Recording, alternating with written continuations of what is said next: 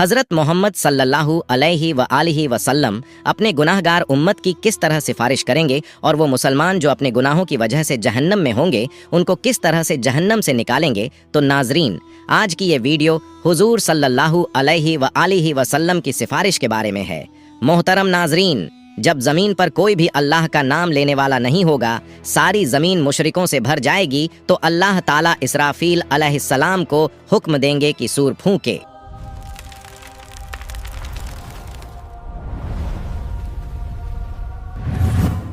अल्लाह ताला ने कुरान करीम में कई मकामात पर क़यामत के दिन के भयानक मंजरों का जिक्र फरमाया है।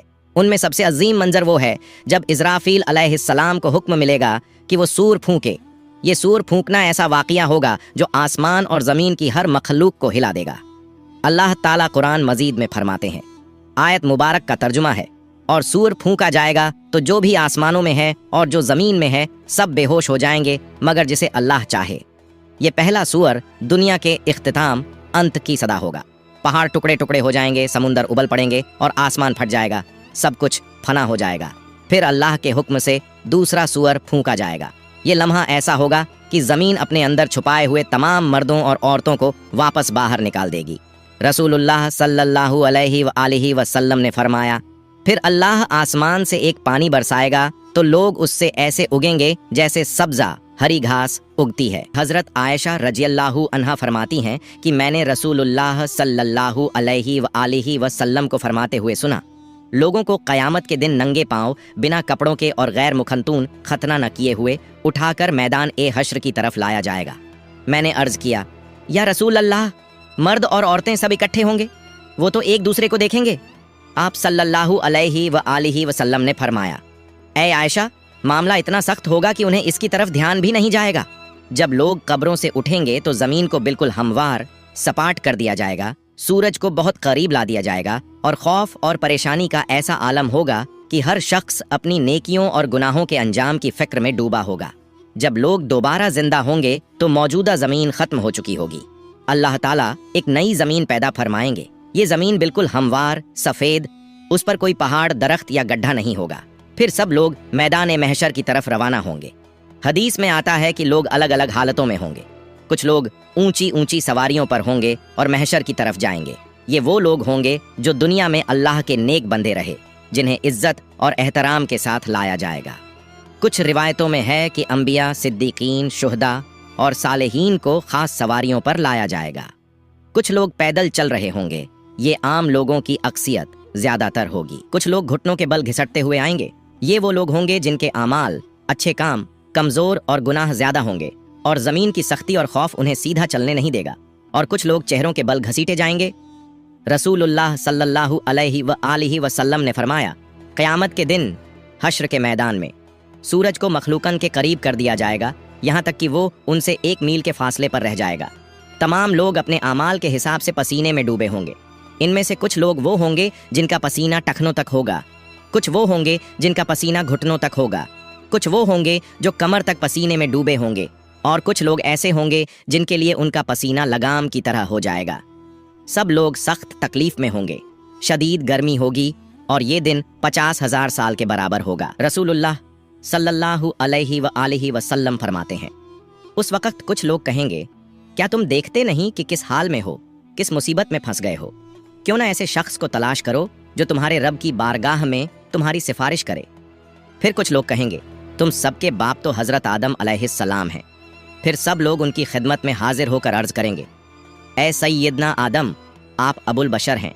अल्लाह ताला ने आपको अपने कुदरत वाले हाथ से पैदा फरमाया, आप में अपनी रूह फूंकी और फरिश्तों को हुक्म दिया तो उन्होंने आपको सजदा किया और आपको जन्नत में रहने की जगह दी। क्या आप अपने रब की बारगाह में हमारी सिफारिश करेंगे?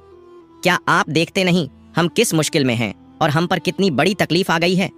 हज़रत आदम अलैहिस्सलाम फरमाएंगे, मेरे रब ने आज ऐसा गज़ब फरमाया है कि ऐसा गज़ब न पहले फरमाया न आइंदा फरमाएगा।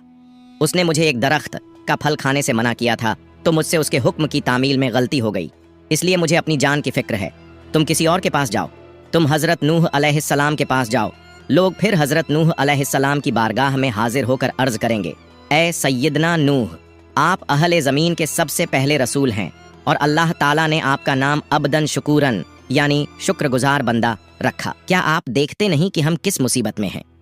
क्या आप देखते नहीं कि हम किस मुश्किल हालात में हैं और हम पर कितनी बड़ी तकलीफ आ चुकी है?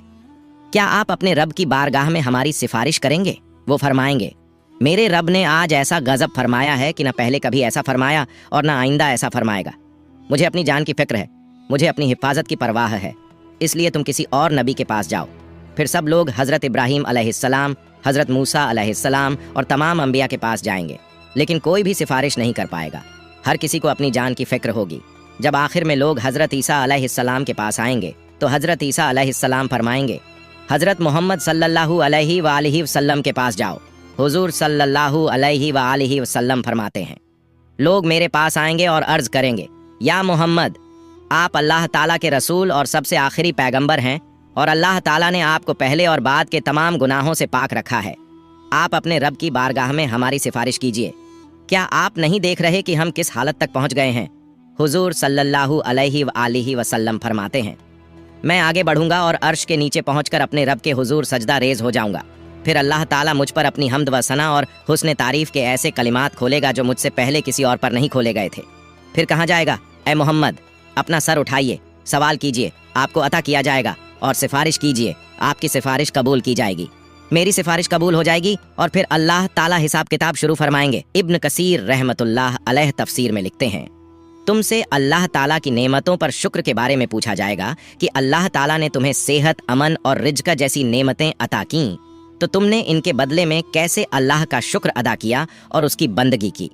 हज़रत अबू बरज़ा अस्लमी रज़ियल्लाहु अन्हु रिवायत करते हैं कि रसूलुल्लाह सल्लल्लाहु अलैहि वसल्लम ने फरमाया, क़यामत के दिन बंदे के कदम उस वक्त तक अल्लाह के हुजूर से हट नहीं सकेंगे जब तक उससे 5 बातों के बारे में सवाल न किया जाए। अपनी उम्र कहाँ गुजारी, अपनी जवानी कहाँ खर्च की, अपने माल को कहाँ से कमाया और कहाँ खर्च किया, और अपने इल्म पर कितना अमल किया। ये सवालात इस बात की याद दिलाते हैं कि दुनिया में मिली हुई हर नेमत, वक़्त और मौका एक अमानत है और इसका हिसाब अल्लाह के हुजूर देना लाजमी है। और रिवायतों में आता है कि क़यामत के दिन बंदे से सबसे पहला सवाल नमाज के बारे में होगा। जिसकी नमाज सही होगी वो कामयाब होगा। जब बंदों के आमाल का हिसाब किताब पूरा हो जाएगा तो हर बंदे को उसके सारे आमाल पर मुश्तमिल एक किताब दी जाएगी। तो मोमिन को इज्जत के तौर पर उसका आमाल नामा दाएं हाथ में दिया जाएगा, जिससे वो क़यामत के दिन बहुत खुश और कामयाब होगा। फरमान बारी ताला है, तो उस वक़्त जिसे दाएं हाथ में आमाल नामा दिया जाएगा उसका हिसाब बहुत आसानी से लिया जाएगा और वो अपने अहल परिवार की तरफ हंसी खुशी लौटेगा। लेकिन काफिर, मुनाफिक और गुमराह लोगों को उनका आमाल नामा उनकी पीठ के पीछे से बाएं हाथ में दिया जाएगा।